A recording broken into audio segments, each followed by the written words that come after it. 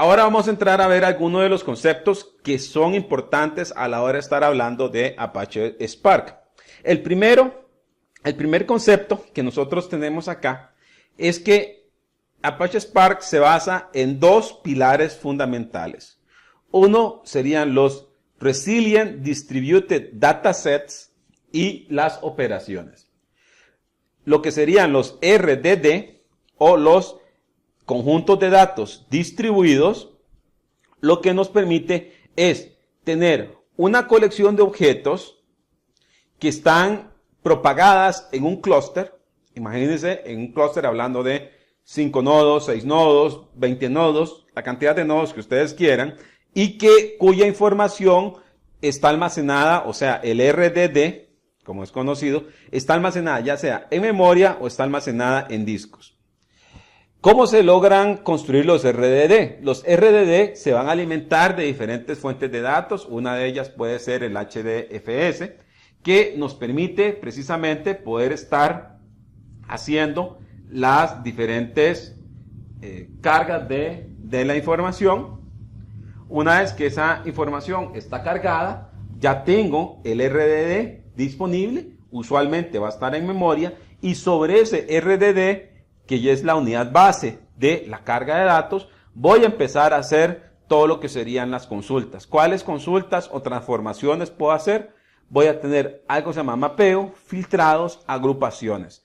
También voy a tener operaciones básicas como lo que sería el count. Entonces ven de que la base, como recuerden, es el RDD. Eso que no se les vaya a olvidar, esa es la base que nosotros tenemos a la hora de estar utilizando lo que sería Apache Spark. Aquí tenemos algo que sería para recordar cómo es que funciona el HDFS. En el HDFS o el Hadoop File System, ¿qué es lo que vamos a tener? Tenemos una entrada, tenemos que se lee de esa información, después se viene y se escribe dentro de todo lo que serían los datos y se va a generar un resultado. Eso es lo que nosotros tenemos usualmente.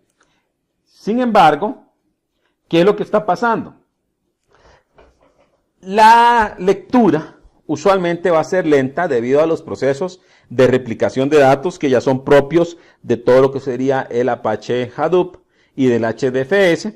Además de que estamos teniendo aquí interacción a través de discos. Tenemos ese problema. Tenemos discos que están siendo utilizados y que me va a generar un problema de I/O. O sería un programa de entrada-salida. Si los discos son lentos, entonces todo lo que sería el procesamiento de los datos es lento.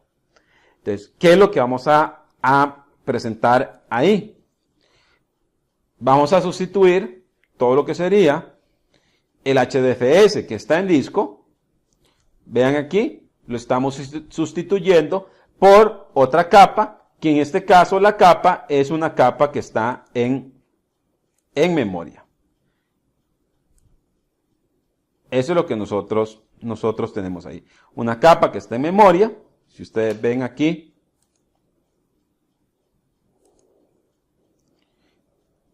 tenemos la entrada.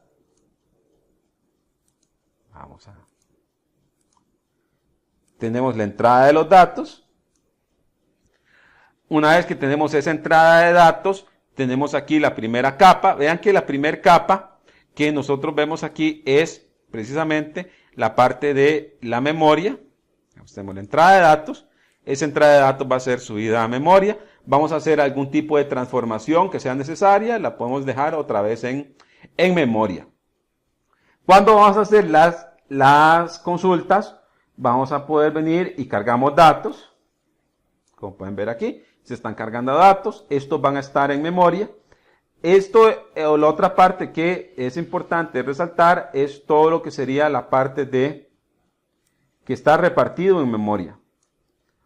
Recuerden que es un RDD. Entonces, el RDD es la unidad de Resilient Dataset distribuido que vamos a tenerlo distribuido en la memoria de los diferentes nodos.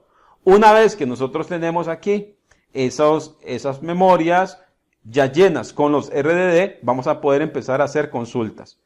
Lo que pasa acá con las consultas, precisamente, es que se obtienen resultados y debido a que nosotros tenemos esto en memoria, vamos a obtener resultados todavía mucho más rápidos, porque es procesamiento en memoria.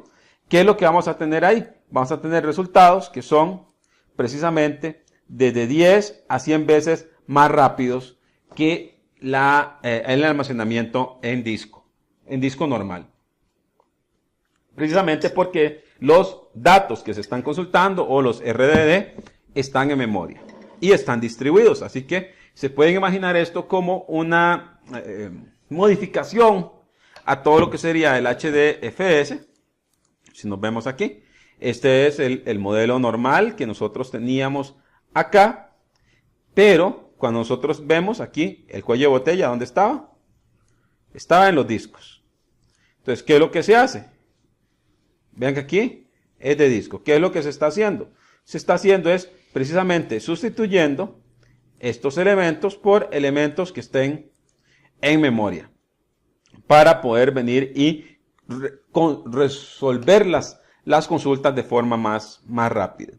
Vamos a ver aquí lo que sería algunos de los componentes que están relacionados o que son parte de todo lo que sería el Apache Spark. Primero tenemos el Apache Spark como la base que nosotros vamos a tener. Es la base que nosotros tenemos.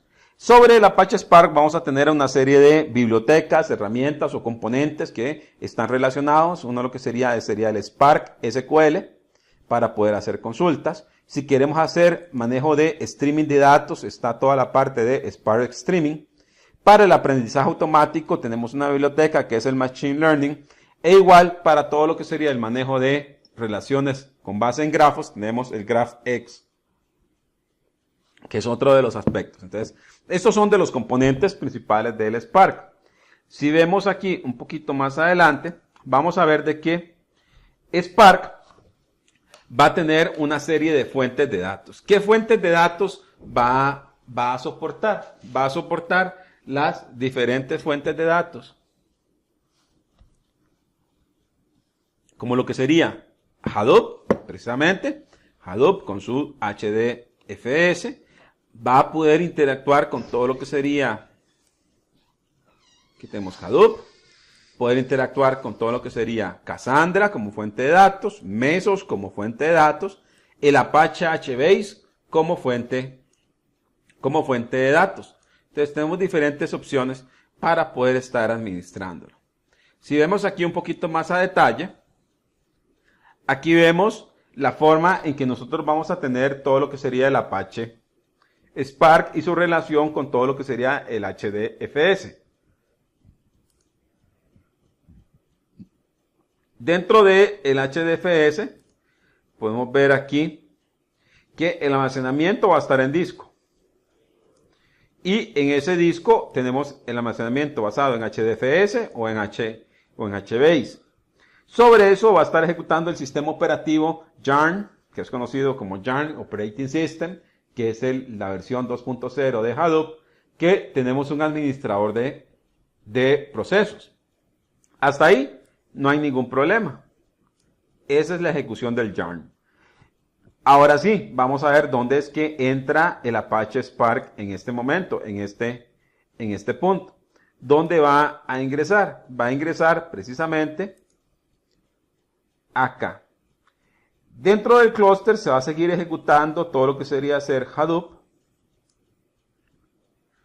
Y el Hadoop se va a encargar de todo lo que sería el procesamiento, pero el procesamiento en lotes, que sería el normal. Entonces, ¿cómo es que funciona? Digamos, el procesamiento en lotes, usualmente se viene acá una petición, va a llegar aquí a el Hadoop para hacer el procesamiento en batch, va a ser comunicado a todo lo que sería Yarn para todo lo que sería la administración de los recursos. Y dentro de la administración de los recursos va a decir, necesito procesar datos, entonces aquí está la información. ¿Cómo cambia esto? Esto va a cambiar precisamente cuando nosotros empezamos a hablar un poco de todo lo que sería el Apache Spark. Si hablamos del Apache Spark, ¿qué es lo que va a venir? va a venir primero una serie de consultas. El Apache Spark ejecuta como un proceso dentro de Yarn. O sea, es un complemento, es un componente más que va a poder ser ejecutado dentro de Yarn. Y algo interesante, ahora sí, él se va a alimentar precisamente de HDFS y de HBase, que es el almacenamiento de que es el que gobierna este formato de discos. Sin embargo, aquí tenemos que agregar un componente adicional, que es precisamente la memoria. Nosotros vamos a tener aquí que en algún momento nosotros vamos a decirle a el Apache Spark, carga los datos y envíelos a memoria, formando algo que se llama el RDD, o el Resilient Distributed Dataset. Una vez que esos datos están en memoria, vean que sigue ejecutando dentro del ecosistema de Hadoop. Ahora sí voy a poder empezar a hacer todo lo que sería consultas de Spark, que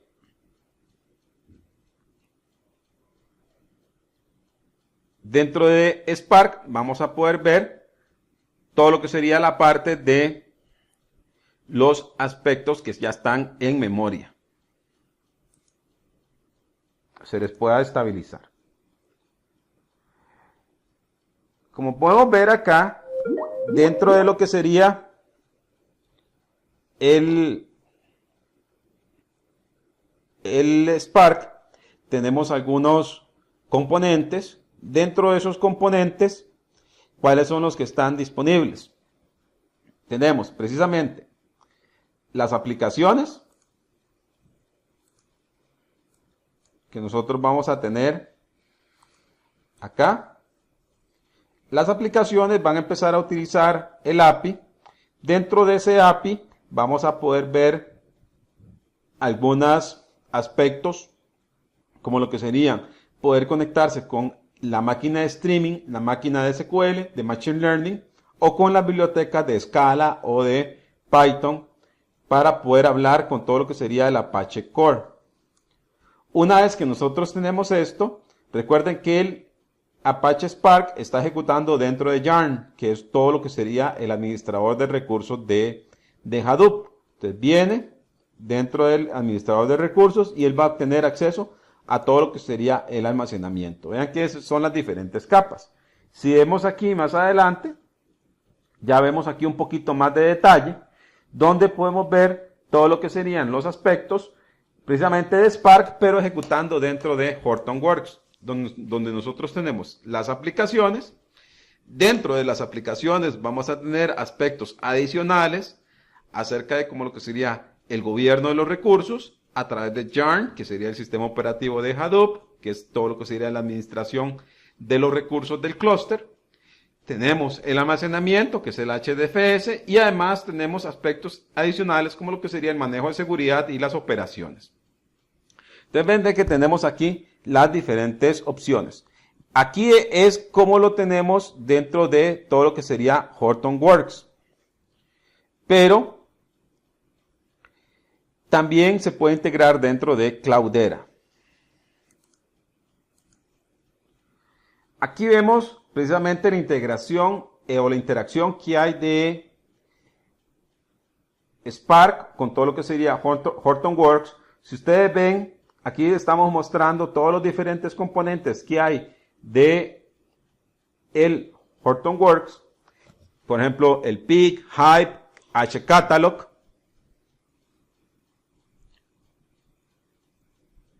Entonces, ¿qué es lo que vamos a tener? Vamos a tener diferentes opciones para poder ejecutar Spark como un componente. De hecho, si nosotros vemos la máquina virtual de Hortonworks, dentro de esa máquina virtual vamos a poder ver es precisamente todo lo que sería la parte de las diferentes capacidades para instalar esos componentes, de hecho con Ambari.